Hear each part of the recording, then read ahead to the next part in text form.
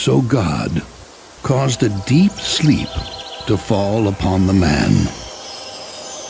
And while he slept, God removed one of Adam's ribs. From the rib, God created a mate and helper suitable for Adam.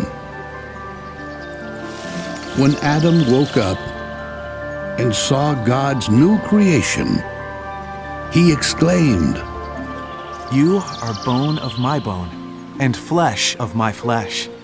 And because you were formed from man, you will be called woman." And the woman was named Eve, for she is the mother of all the living. And so it was that God created man and woman after his own image. And the man and the woman were naked, and yet they were not ashamed. God blessed Adam and Eve and said, "Be fruitful and multiply. Fill the earth and rule over it. I give you dominion over every living creature that I have created." And so God provided man with a mate and established that when a man and his wife unite, the two would become as one. And the evening and the morning were the sixth day. On the seventh day, the Lord God rested from all that he created. The heavens and the earth and all of their wonders. So he blessed the seventh day, and he made it holy. Now the serpent, who was craftier than any of the creatures that the Lord God had made, was in the garden. And he came to Eve, saying, "Did God really say not to eat of any tree in the garden?" Oh, no. We may eat the fruit of any tree, except the tree of the knowledge of good and evil. Of that tree we must never eat, for if we do, God said, we shall surely die. Come now, you will not surely die. God knows that if you eat from that tree, your eyes will be truly opened, and you will become as wise as God himself.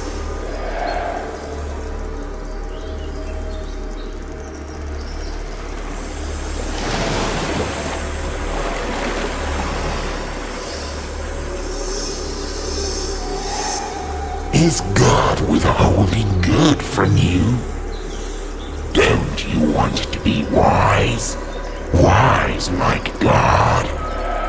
Tempted by the serpent's words, Eve turned her gaze to the forbidden tree. The more she looked at it, the more attractive it seemed, until she wanted nothing more than to taste its fruit. What harm could possibly come if I eat this fruit? And indeed, I shall gain wisdom. How can that be wrong? So Eve went against God's command, and she ate of the fruit of the tree of the knowledge of good and evil.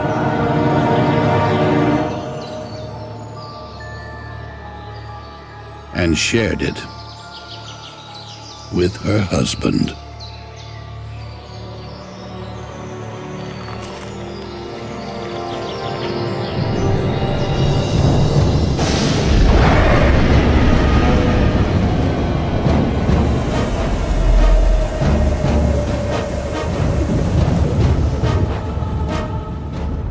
after eating the forbidden fruit, the two realized they were naked.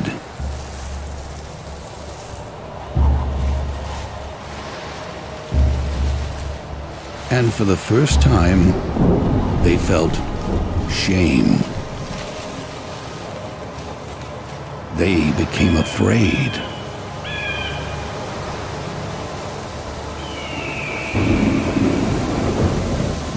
Adam and Eve realized they had disobeyed their Creator. What have we done? They quickly gathered fig leaves, interweaving them to cover their naked bodies. Soon after, they heard the sound of God as He was walking in the garden in the cool of the day. Adam. Adam. Where are you?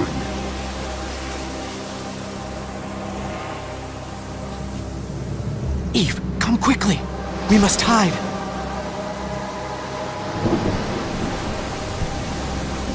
Adam, why are you hiding from me? I heard your voice in the garden, and I was ashamed and afraid because we are naked. Who told you you were naked? Have you eaten from the tree of the knowledge of good and evil? The one tree from which I commanded you not to eat? The woman you created, she gave me the fruit, and yes, I ate it. Eve, what have you done? The serpent, he deceived me. He told me I would not die. He told me I would gain wisdom and that I would be like you. And so I ate the fruit. Turning to the serpent, God said, Because you have done this, cursed are you.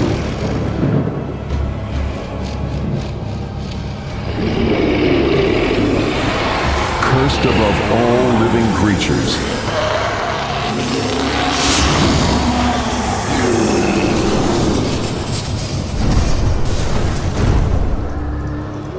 You shall crawl on your belly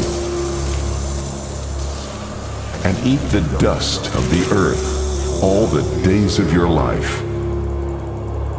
And I will put enmity between you and the woman, and between her offspring and yours.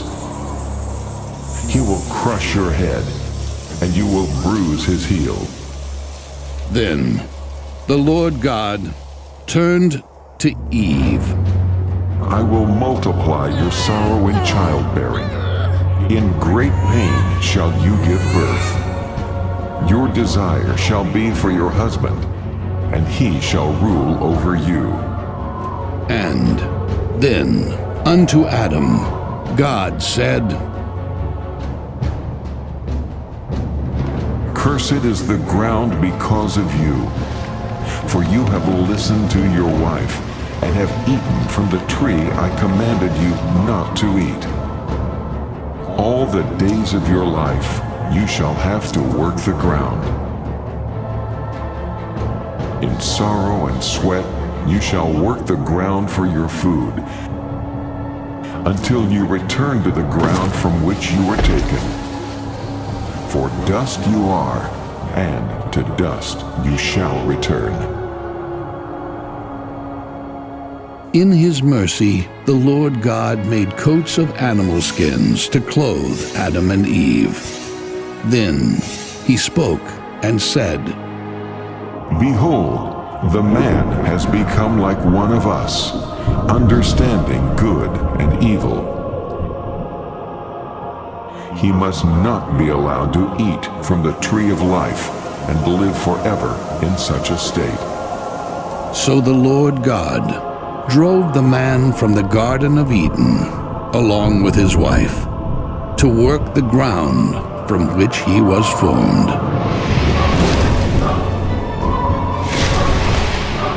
And he placed the cherubim.